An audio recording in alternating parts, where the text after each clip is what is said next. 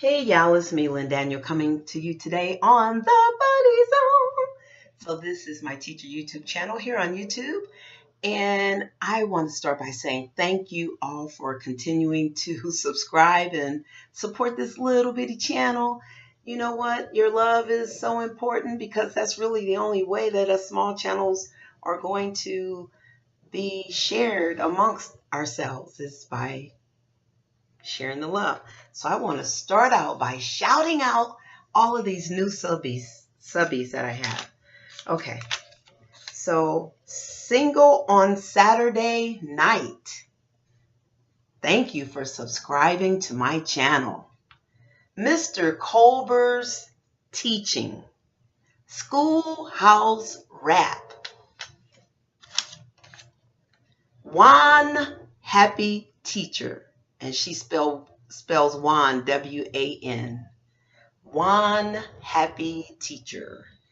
Glitter and jams. Freedom Chaser TV. History with Tiffany. Bunny's Classroom. Bunny spells it B-U-N-E-E. Apostrophe S. Bunny's Classroom. Mrs. B. If you give a teacher a classroom. Thank you all for subscribing. Here are two more.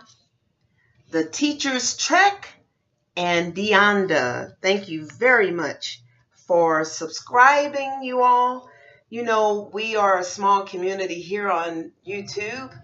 And we also now have our YouTube teacher Facebook secret group. So if you want to become a part of that group, check out Darren Kikahara. I'm still trying to learn how to pronounce his last name.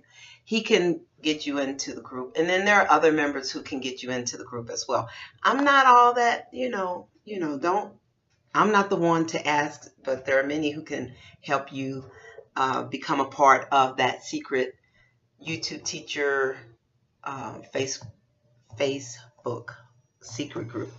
Okay, so today I wanted to just kind of come in and say thank you because, but I since I'm here, I might as well talk a little bit about this year teaching, reflecting on the year so far. This is February 10th, 2018. And so we are past the 100-day mark of the year. And so I think it's a good point to reflect. Now,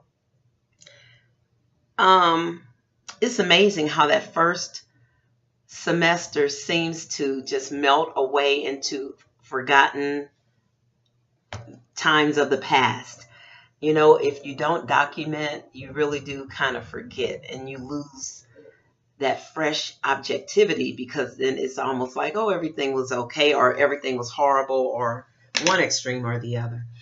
But just in general speaking, I can recall starting the school year off and us having a totally different schedule, teaching 2 grade levels, incorporating a rotating 1, 2, 3, 4, 5 schedule for the very first time in my career of teaching for over 30 years. Not having a whole lot of experience with it in practicality, knowing about a lot of these schedules in theory. You know, in theory, a lot of these things sound good, but when you put them into practice, you get that different, those different things that you have to deal with, challenges like how do you enter those students and those classes into your scheduling program or your computer program or your grade book, and you know how does all of those logistics work? And we were able to make them work. So even though we started off with that big surprise of a schedule and of a caseload, if you will, a class load, things ironed out. It was tough. It was very tough. Teaching 2 grade levels was tough for different reasons, but I would say for the primary reason is for the rigor of the content, for differentiation, and for instruction and learning. To me, it was difficult. Like I saw where my comfort level was, and I saw where my preference emerged and it unfolded itself. And so my preference um, tended to, it seemed like it tended to get more care from me and my attention. And this is what I noticed. So I'm reflecting and I'm just sharing this with you all, you know. And so it really made me aware of my discomfort with one, with the other, that I had to face that and then really dive deeper into the planning, the curriculum, the pacing, the differentiation, looking at the rigor, and looking at ways to make the lessons engaging and all of that. And so it just took a lot out of me. It was tiring. It was exhausting. And plus, you all know I'm writing this dissertation, and that I felt like that's been going through a looping cycle because of some of the other things. Not all because of, but partially because of my responsibilities with instruction and all, and teaching, and then some other things. So, but first quarter was it was a lot of work. It was tiring. I did like, and I do like, how we are doing our breakfast for the upper grades. I really like that. I hope that the school likes it. I hope that they find it a viable option so that we can repeat it next year, because I think it lends itself to a middle school concept. I think it also lends itself to us being able to do some interventions and addressing student needs, whether they be academic, behavioral concerns, early in the morning during that breakfast time. We can do study hall instead of recess for students who are failing to complete their work. We can monitor them more closely. There are so many different steps that we took in that first quarter to establish like a serious tone with the students. And that, I think that paid off. And one of them was, the fact that we would identify students who were missing work, and we would require them to stay in the cafeteria after they ate their breakfast instead of going out to recess, and to work on some things. And we would provide them the assignments that they needed to work on. So, yeah, so I think we had a good, even though the first quarter was rough logistically, it required a lot. It set a strong foundation. Second quarter, as I reflect back, it was pretty good. I think our intervention routines became more solidified, and I think that the students were starting to get a clear understanding of why we do spiral review and why we do interventions, and how it benefits them when we continue to practice those standards, those essential standards. And when we help them to pick those standards apart, practice those skills, ask questions, and really begin to engage with their own learning, thinking about their own learning, that metacognition piece.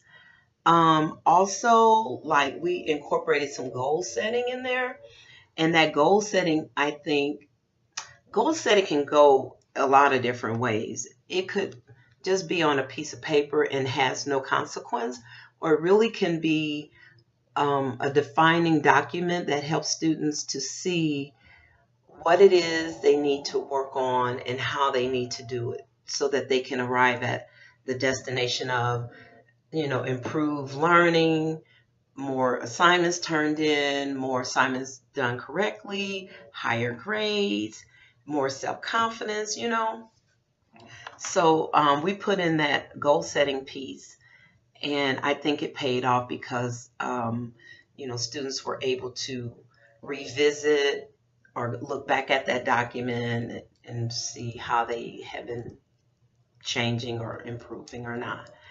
So now we are in the third quarter. We are at parent-teacher conferences next week. So we are about midway point or beyond. And I am liking how we have incorporated new parent contact technology. We are now using Remind instead of Dojo in the upper grades. And I like Remind because it's more like a texting service. And you're able to, we can include images on there. So we want to give parents photos of student work or anything, and we could do voice recordings, which I like to do, particularly like if I'm in transit or if I'm sitting in my car or something. I can just quickly, just the other day I made one. I was at the service station filling up my gas tank, and I thought, let me make this and send it. You can also schedule to send, and I like that feature as well because you can make a whole lot of announcements and then schedule them to go out. So I think this year has been very productive professionally. Now, and my goal, I think, is to continue to, I don't know, I think my goal is to continue to contribute to my community effectively, especially with discipline, behavior, and identifying choices. I think the students need to understand the relevance between their choices and their actions. They don't understand that yet. And I'm speaking in terms of seventh grade. The seventh graders, many of them, are still just reactionary or reactive. They don't really take the time to pause and reflect. And they don't understand either that at seventh grade year is that pivotal year for them where high schools start looking at them, looking at their academics, looking at their behavior records if they have one, or their academic records, if they have exemplary, commendable, things on their records, awards and different things of that nature. The high schools are looking at their scores, their data to determine their course content when they get to ninth grade. So it's very important for students to take seventh grade. I mean, it's still seventh grade, right? And they're still children.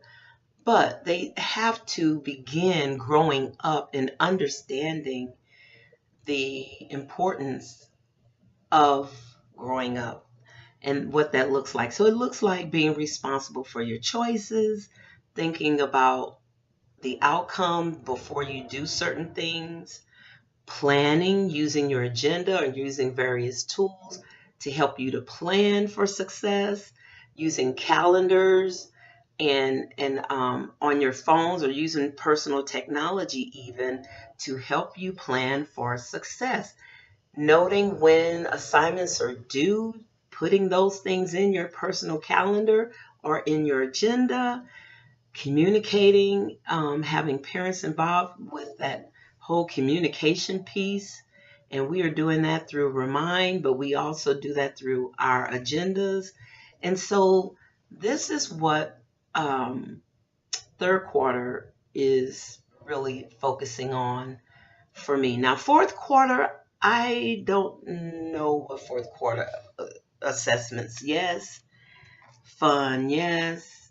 End of the year activities. Yes. Winding down. Yes. And so how does that fun learning look like, after school is out for the year and it's summer. So this is my year in review, just kind of reflecting, guys. Wanted to share that with you all and wanted to do those shout outs. So you all go by and check out some of those channels that I mentioned earlier, and subscribe to them. And you know, we have to help each other out here in this community because we're small, and the only way we're going to grow is by supporting one another. All right. Be blessed. See ya. Bye.